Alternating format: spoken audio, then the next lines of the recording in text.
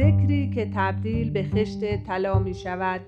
پیامبر اکرم صلوات الله علیه می فرمایند در شب معراج چون به بهشت وارد شدم دیدم زمین مسطحی را که ملائکه در آن بقعه بزرگی می ساختند، یک خشت طلا و یک خشت از نقره، و دیدم گاهی می سازند و گاهی می ایستند.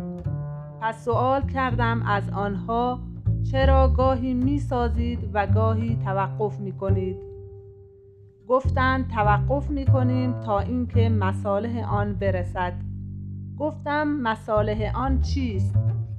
گفتند ذکر مؤمن است که بگوید سبحان الله و الحمد لله و لا اله الا الله والله اکبر، و هرگاه نگوید توقف می‌کنیم. فضیلت و خواص خواندن این ذکر بسیار زیاد است. به عنوان مثال باعث استجابت دعا و نزدیکی به خدا می شود.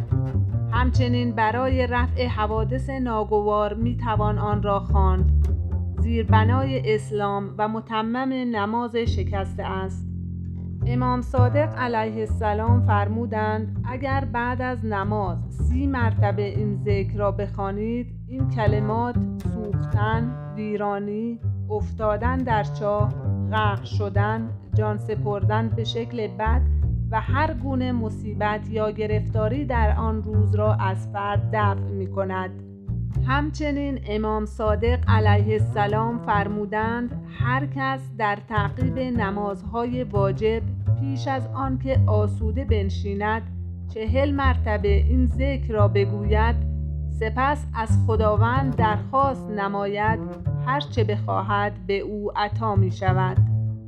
از حضرت محمد صلوات الله علیه در کتاب جامع الاخبار روایت شده هر کس یک بار این ذکر را بگوید، خداوند اسمش را در دیوان صدیقین می نویسد و برای هر حرف آن نوری خواهد بود در صراط.